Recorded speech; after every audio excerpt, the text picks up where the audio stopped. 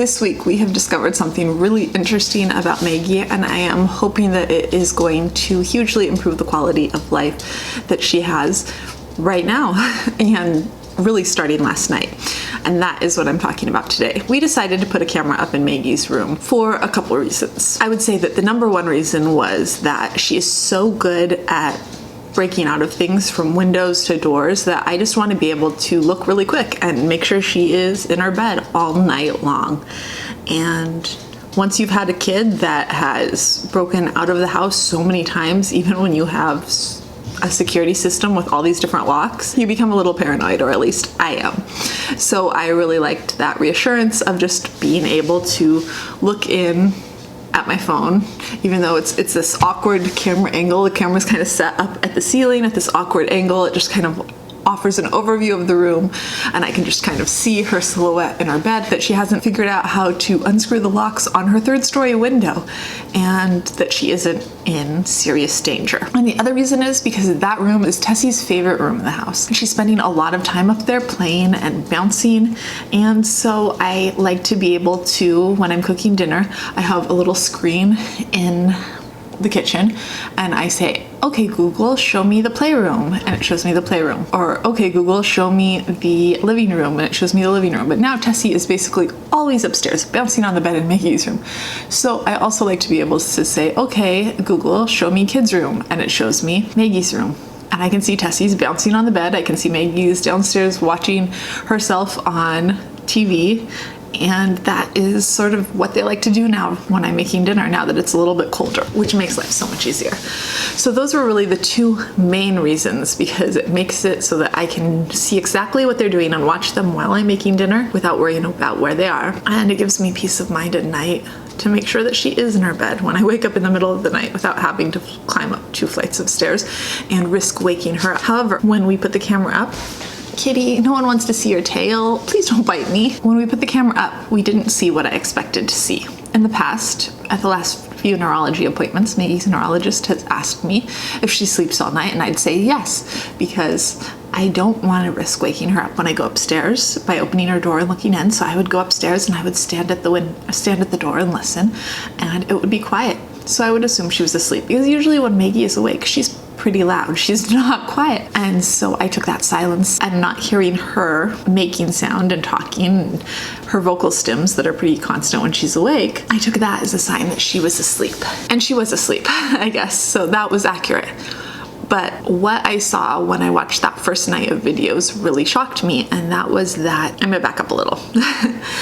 I'm gonna back up and say that I've talked about this before, and I've talked about the reason Maggie's room looks the way it does and is really bare. She has 2 mattresses in her room, and she has some big toys that are in there, but she has broken 2 beds. One was like a wooden frame bed that had a bookshelf built in and a bunch of drawers. That one got destroyed, or at least the bookshelf got destroyed, and then the wooden bed was getting broken, and she was a lot littler. And so we put those out on the street before it was totally destroyed, and they got picked up, and we bought a metal framed bed, thinking that the metal framed bunk bed would be strong enough. And she literally broke the metal framed bed over the last several years, but I mean to the point where when we finally had to take it down, it was because she had broken pieces in 2, like pieces of metal were broken in 2, and my dad couldn't even weld it back together.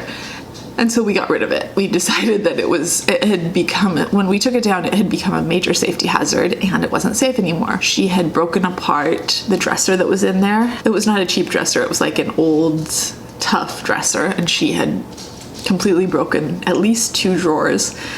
And so then we took that out. We got her a butterfly chair that she loved because she loved it in the store, and pretty shortly it lasted for a couple months before she broke that too. So there isn't a lot of furniture in that room, but it's because it's been broken. I always assumed that a lot of that happened when she was awake. And I also, every morning I would go downstairs and the mattresses would be stripped of all the sheets, and the mattresses would be moved. Sometimes they're on their sides, sometimes they're moved to the other side of the room. They'll be like against the door, they'll be in the closet. They're just everywhere. They're never stacked. Toys everywhere, just chaos. And I assumed that all this was happening when she was awake, like that she would wake up or before she fell asleep, that she would do these things.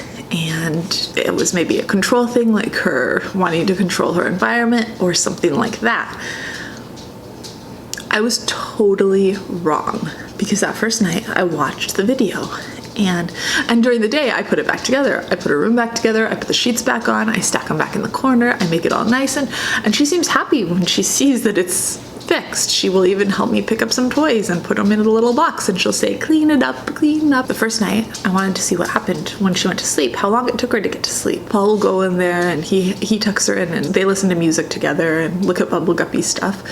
And so he stays in there for like half an hour and hangs out with her, and that's kind of their time each day. And then he left the room and she stayed in our bed. Only what she did pretty immediately was she went under the fitted sheet.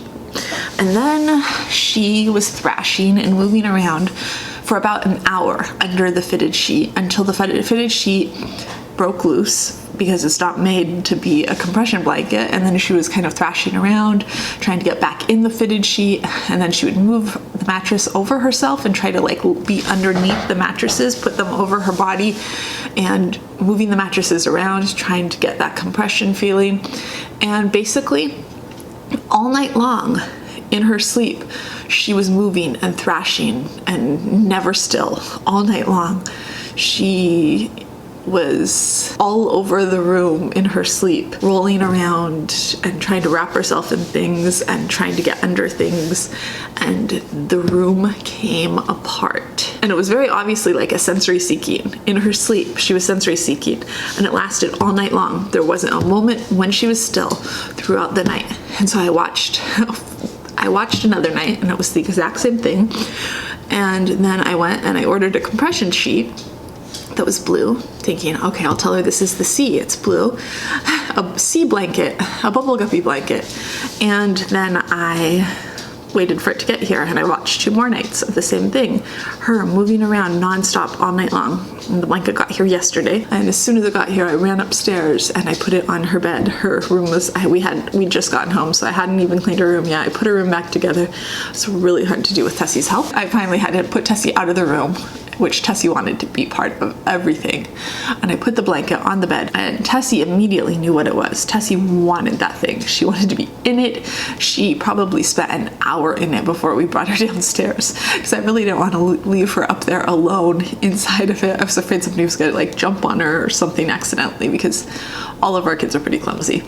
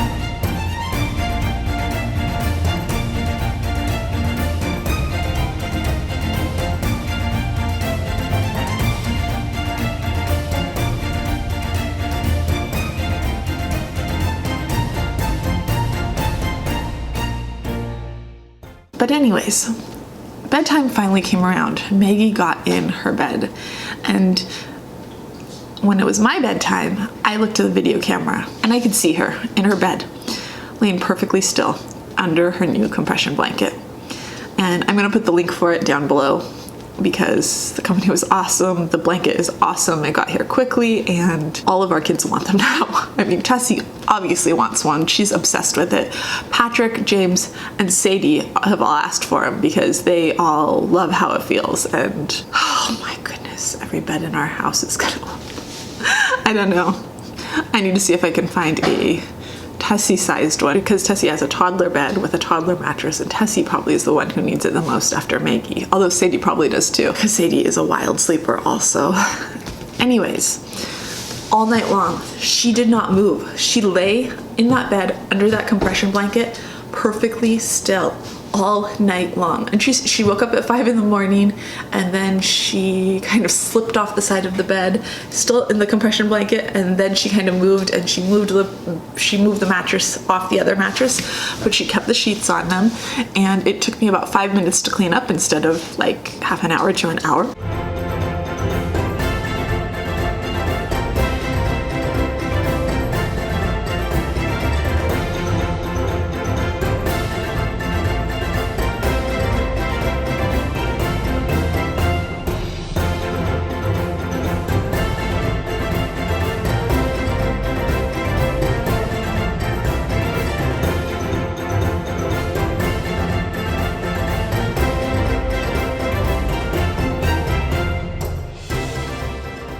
And it was awesome.